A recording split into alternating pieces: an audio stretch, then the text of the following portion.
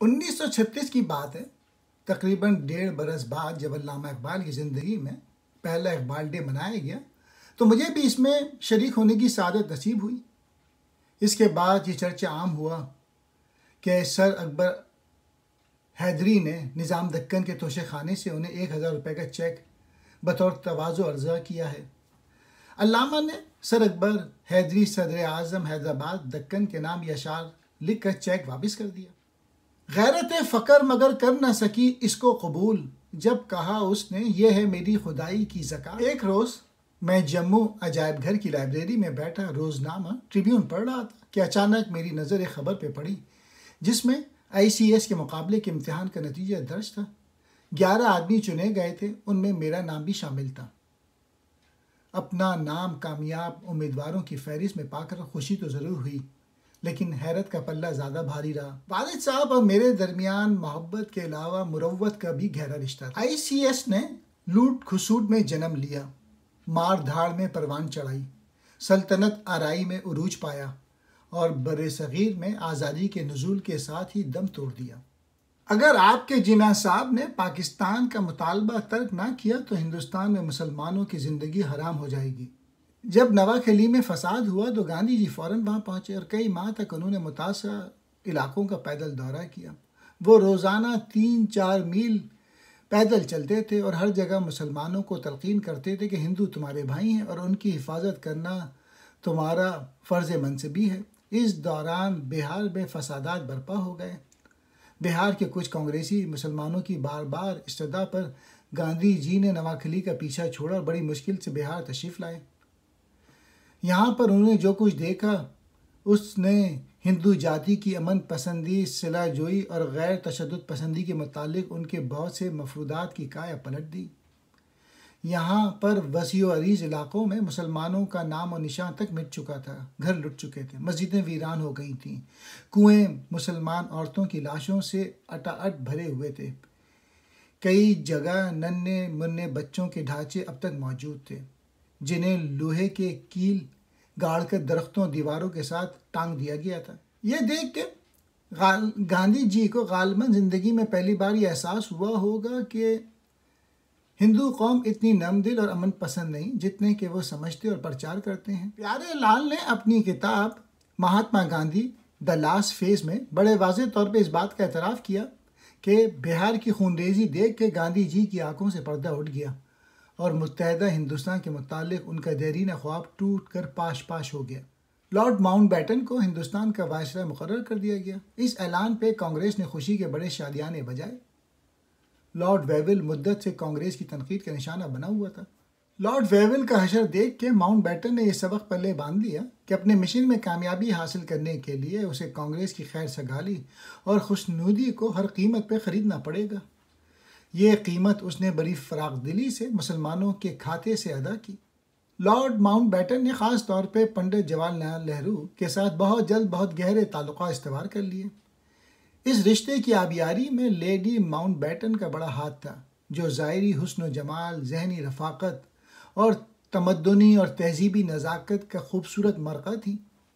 सितम ज़रीफ़ी तो यह है कि पाकिस्तान का मुतालबा तो मुस्लिम लीग ने किया था, लेकिन इस मुतालबे को जल्द अज जल्द पूरा करने की फ़िक्र अब कांग्रेस को लगी हुई थी। ये बात ना थी कि पासबां मिल गए काबे को सनम खाने से।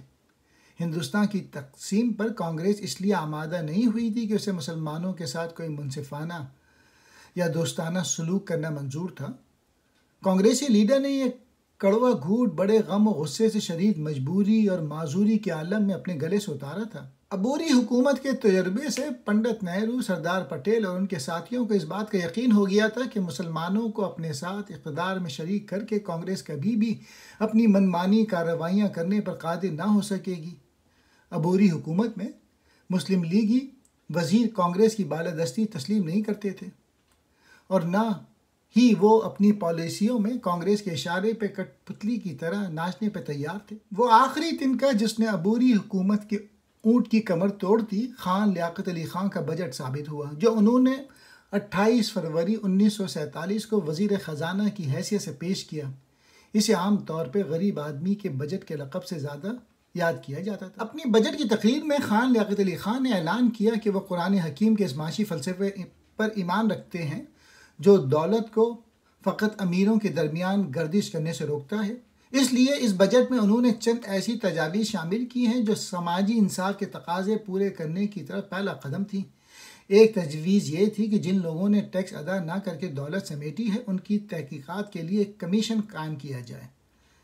दूसरी तजवीज़ ये थी कि 1 लाख रुपए से ज़्यादा ऊपर तजारती मुनाफे पर 25% स्पेशल इनकम टैक्स वसूल किया जाएगा। सरदार पटेल ने काबीना में ज़बरदस्त उधम मचाया और खान लियाकत अली खान पर यह इल्ज़ाम आयद किया कि यह बजट गरीब आवाम की मदद के लिए नहीं बल्कि हिंदू सरमायादारों को ज़िक पहुँचाने और कांग्रेस को मुश्किल में डालने की नीयत से बनाया गया है।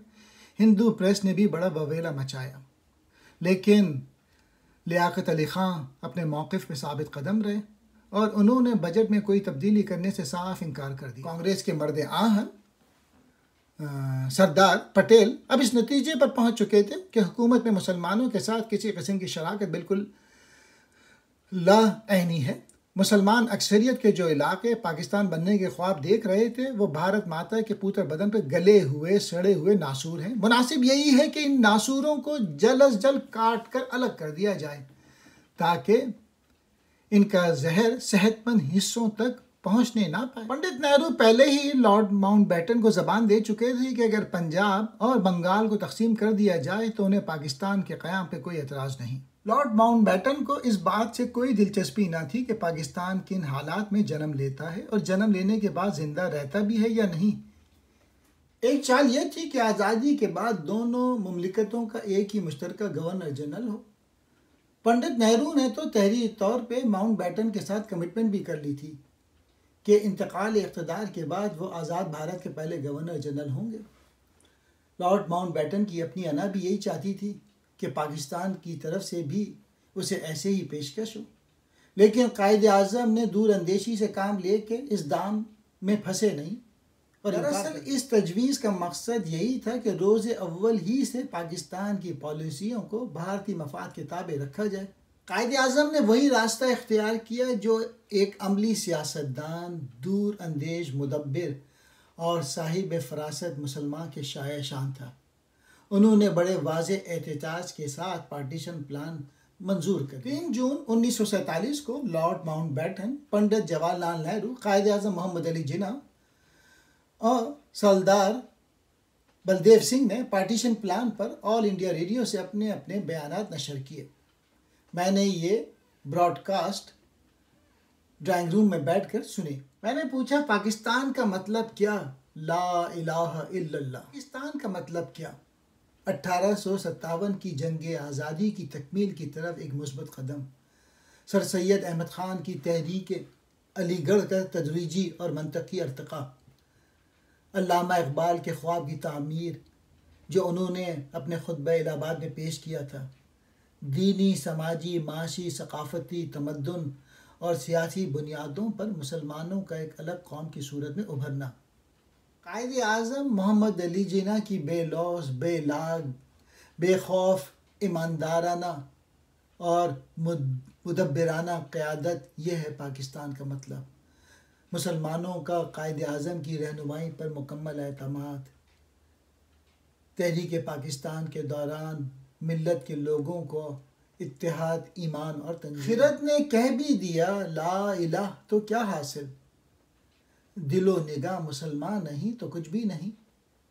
खिरत कहते हैं अक़ल को। सारे हिंदुस्तान की हुकूमत का मरकज़ दिल्ली में था।